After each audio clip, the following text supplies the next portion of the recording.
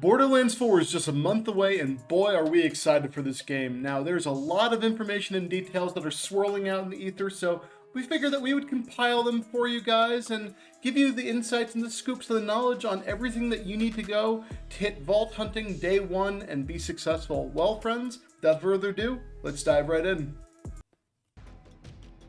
So first things first, let's dive into the story. Borderlands 4 is taking us into an entirely new world, the prison planet of Kairos. Now, this brutal world is ruled by the dictator known as the Timekeeper, who will be the main antagonist of the story. He'll keep the population in check through implants known as bolts. Now, these devices will act as surveillance tools and even a kill switch, making freedom nearly impossible. But everything will change after Lilith teleports Pandora's moon Elpis into Kairos' atmosphere. The event will shatter the protective barrier across the planet, which will weaken the Timekeeper's grip and ignite civil unrest. Now, out of the chaos will rise the Crimson Resistance, who you'll be playing as a part of, to fight and overthrow the Timekeeper. The Timekeeper is not alone, however. His army, known as the Order, is made up of synthetic enforcers who relentlessly hunt down anyone daring to resist. And lurking behind it all are the mysterious vaults of Kairos, with beasts and adversaries different from anything that we've ever seen before, to aid the Timekeepers and to be a thorn in the player's side. Now, Borderlands 4 is going to have some interesting gameplay and features that we'll dive into more later, but first, what you need to know is that there'll be an open world, a non-linear story, a lot of new mechanics, new vault hunters, and even some returning characters like Lilith and Claptrap. Now, this Borderlands is offering a darker story and promises a more challenging experience. So friends, the only question that remains is, are you ready to take on the Timekeeper? Lead a strike team to the fortress, and then we make him pay.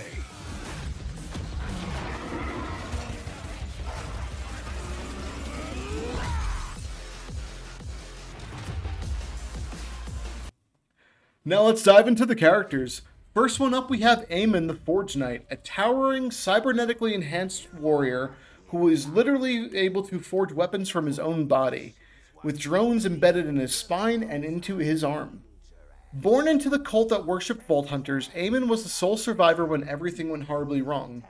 That soul experience has forged him into the warrior poet on a mission haunted by the loss but driven by purpose. He's stoic yet warm, and he shares his stories and wisdom as often as he shares his gunfire and blades. Now, Eamon will have three main action skills: Crucible, Scourge, and Onslaughter, and will also have two special skills called Forge Skill and Forge Drone. Now, he's our frontline force, our big solid tank and attacker, ready to crush whatever stands in his way, and Gearbox says that we're in for a biker yet meets crusader type vibe, so we're excited about this guy. My end will be loud and red.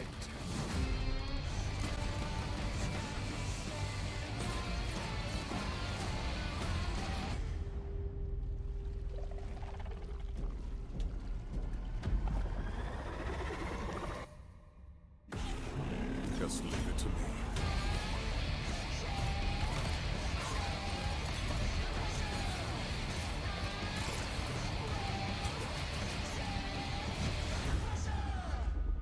Was this the loud ending you wanted? Next up is going to be Harlow, who is the Gravatar, a former Malawan combat scientist whose insatiable curiosity made her into an outcast among her Trant kin. Now she's channeling that brilliance into battlefield innovation, and she's armed with several gadgets, and even, yes, you guessed it, more gadgets. Harlow will have three action skills: Zero Point, Chroma Accelerator, and Flux Generator, and a special trait called the Vault Hunter Entanglement trait.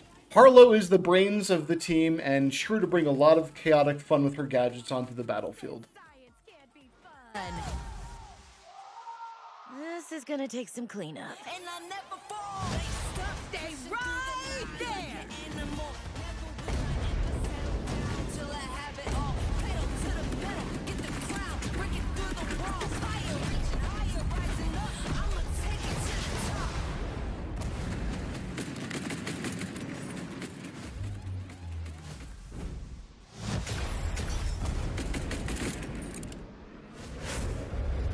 Totally worth it.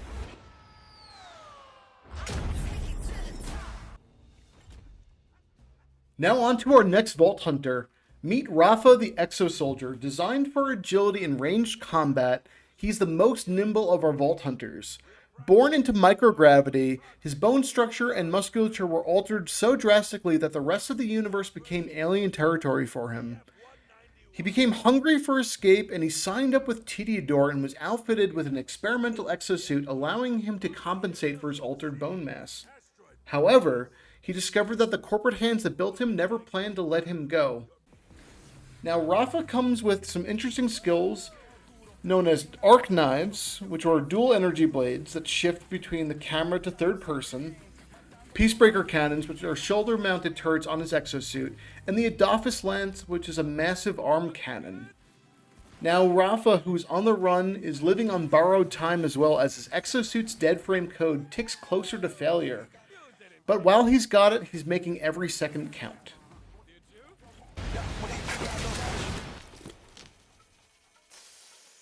Yikes.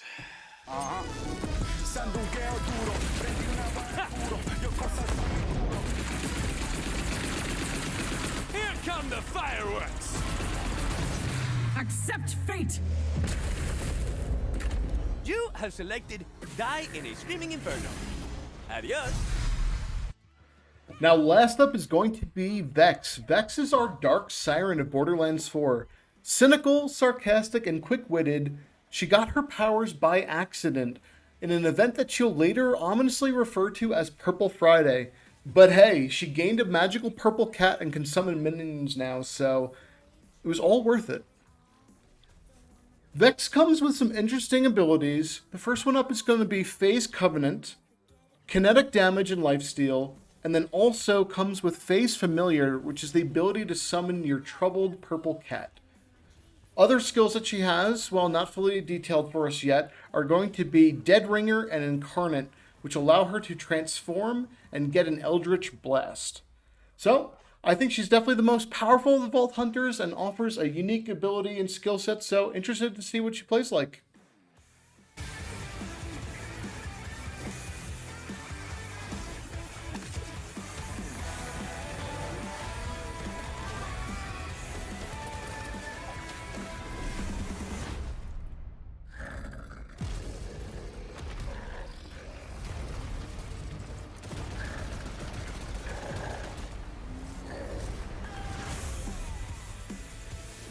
Alright, up next, let's go talk about the loot. So brace yourselves, everyone, because Borderlands 4 is about to level up your loot obsession. There's literally now billions of combinations of weapons, and yes, the dev team really did build a Matrix-style wall of guns to keep track of them all.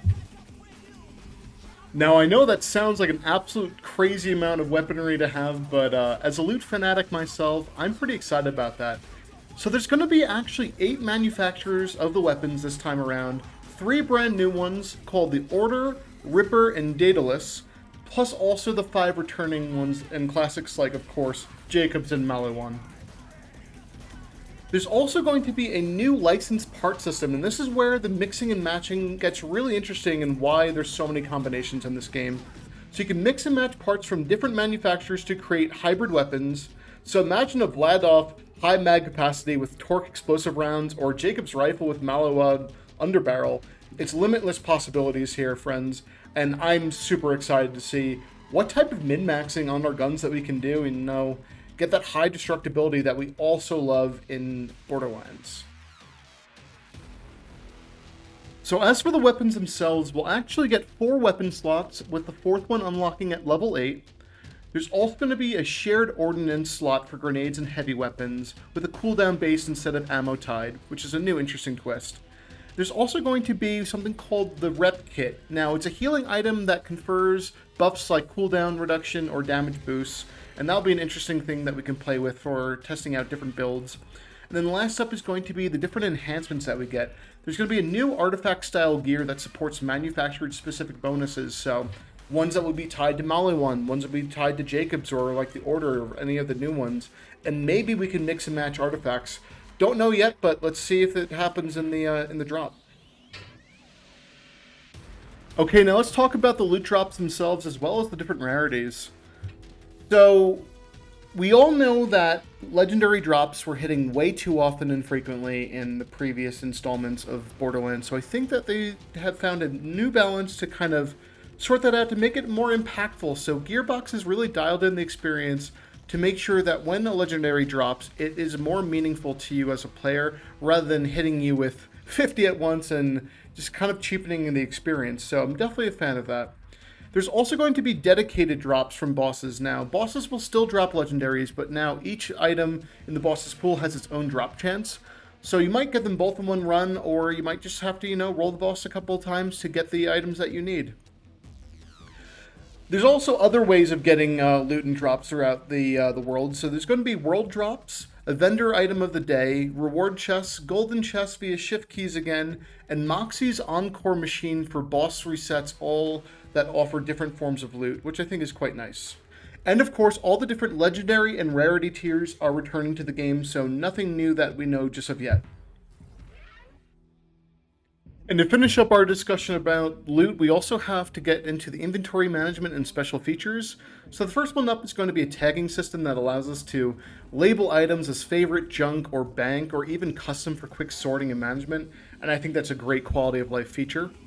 There's also going to be instance loot for co-op. Now, I think that is a wonderful add to the game, so every player sees their own loot, and options for replaying missions and bosses ensure that a steady stream of gear is ensured for all the different players that are there. So you'll get different drops and maybe make your friends a little envious with showing off what you got from a boss minus what they got from the boss, but it adds to the fun overall.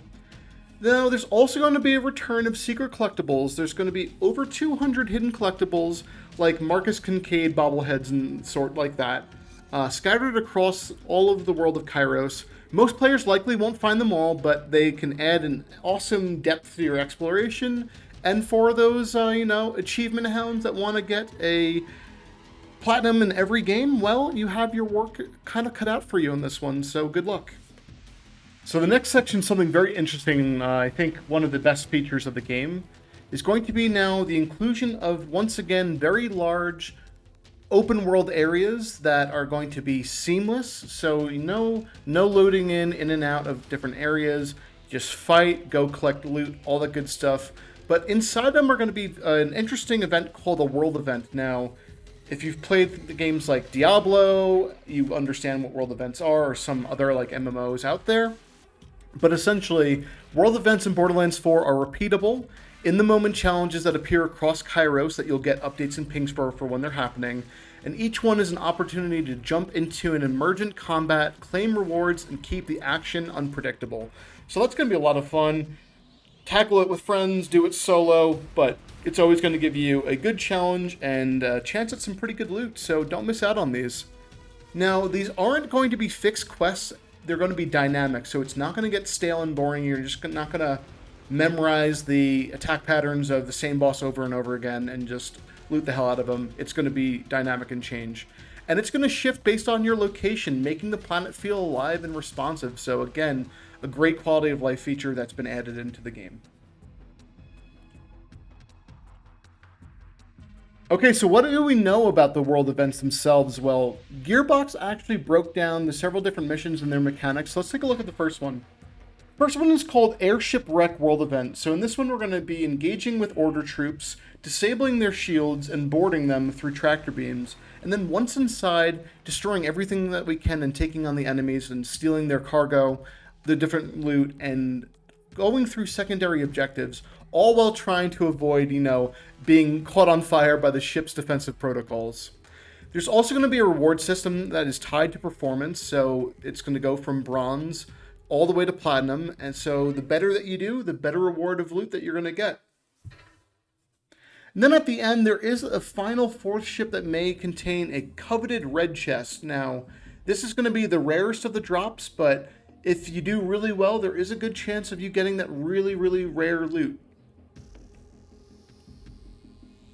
The second world event that we know of is actually going to be called Colosseum and Meteor.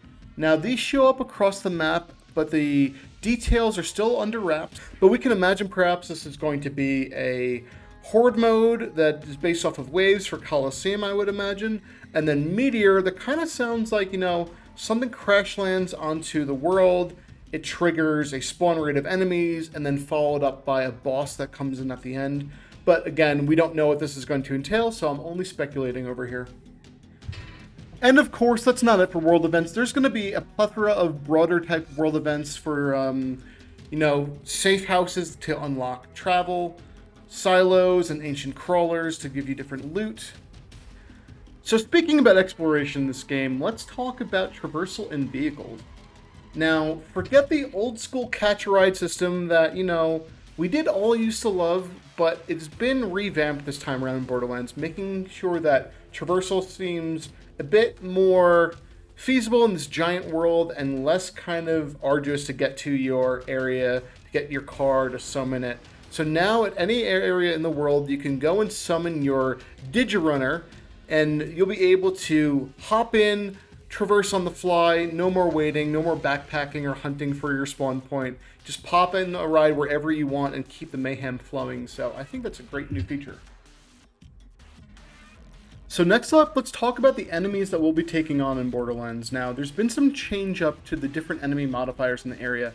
They're doing away with the mayhem modifier system of the previous games, and going with now different enemy modifiers depending on the different biomes. There's going to be unique traits that gives the foes unexpected behavior, and turning every firefight into a surprise.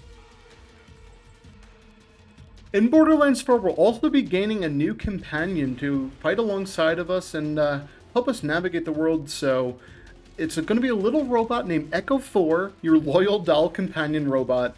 So it's part guide, part inventory assistant, and all things adorable. This little drone does most of the heavy lifting for you so that you don't have to, helping you find your way across the map, pick up loot, and, you know, even help spot enemies from time to time. As well as it helps you in hacking support, so it can hack different order tech and silos and safe houses on the go, helping you unlock fast travel vendors and guides to make your traversal of the open world more easy. It could also help for on-the-fly inventory upgrades, so no need to find a vendor. Echo 4 lets you upgrade your SDUs directly from its menu, so you can expand your ammo, backpack, and lost loot capacity anywhere. And then you could also, of course, change out the look of Echo himself. So, don't like the standard look? Put a fun cowboy hat on him. Put on whatever skin that you come across. Really tailor it to your own kind of playstyle and your own personality. Well, friends, there you have it. That's everything that we know about Borderlands 4 before the release date. Hopefully you're as excited as I am about the game, and if you're looking for more content about this game and others that we cover on this channel, be sure to give us a like and a follow. We're growing over here and it really helps. Well, friends, we'll catch you in the next video. Take care, everyone.